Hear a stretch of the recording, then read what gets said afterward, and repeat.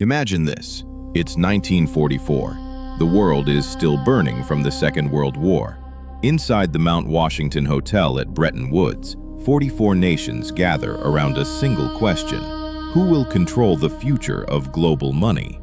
Britain, the financial empire of the previous 2 centuries, is drowning in debt, 249% of GDP. The pound, once as good as gold, is no longer trusted.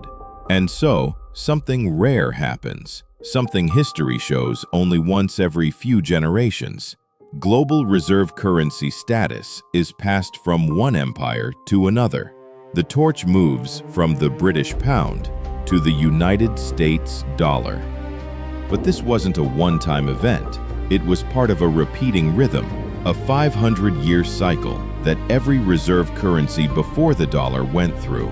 Rise, peak, overextension, collapse. The same pattern, every time.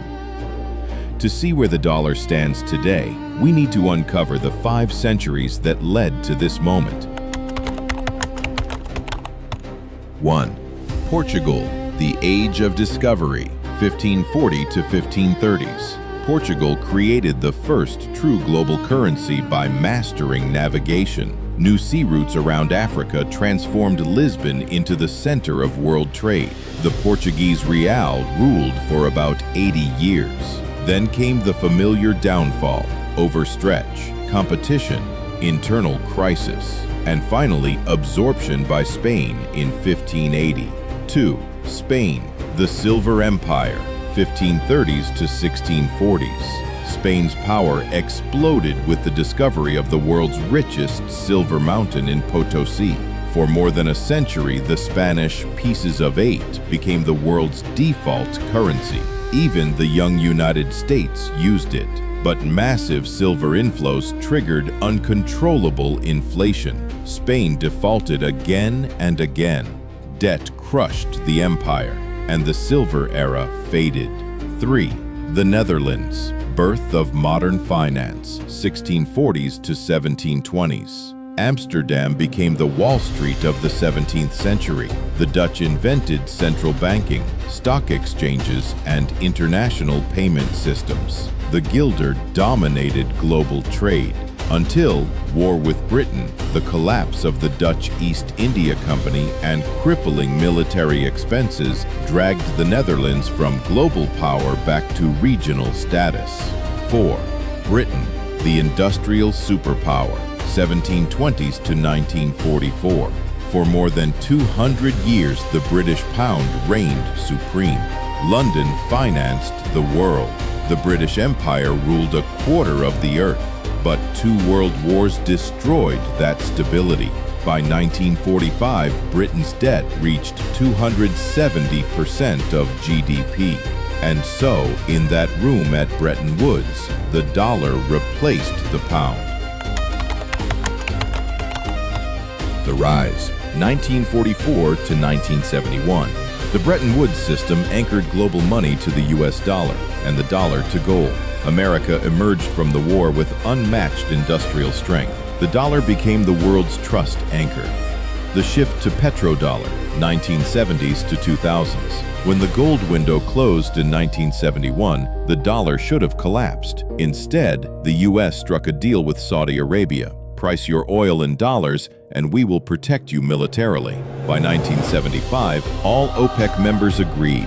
Since every nation needed oil, every nation needed dollars. Dollar dominance soared, reaching 70% of global reserves in 2000. The warning signs, 2000s to 2025. But just like the empires before it, the US is showing the same late-stage symptoms. Dollar share of global reserves falling from 70% to 57.8%.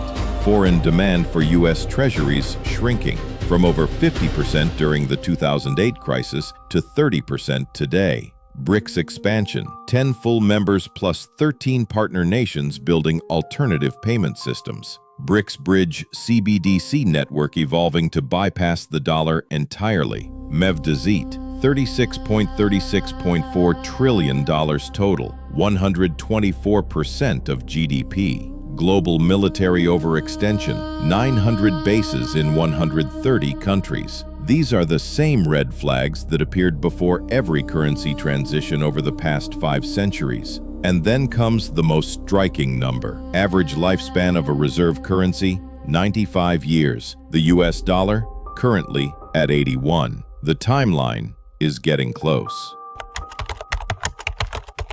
History shows us something important. Empires don't fall in a single moment. They fade, slowly at first, then suddenly. Britain remained powerful decades after the pound peaked. Spain stayed wealthy long after silver lost its shine. The Netherlands thrived domestically even after losing global dominance. The United States will remain influential. Its economy will remain large. Its innovations will continue shaping the world. But the question is no longer if the transition begins. The numbers suggest it already has. The real question is, will the next era be led by one nation or by many? Will China rise alone, or will BRICS create a multipolar world? Will digital currencies replace old systems? One thing is clear. For 500 years, every reserve currency followed the same rhythm: rise, peak, overextension, collapse.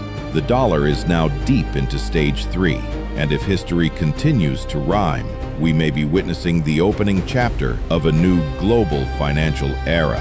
If you found this story thought-provoking, make sure to like the video, subscribe to the channel, and share it with someone who's curious about how money, power, and history shape the world we live in.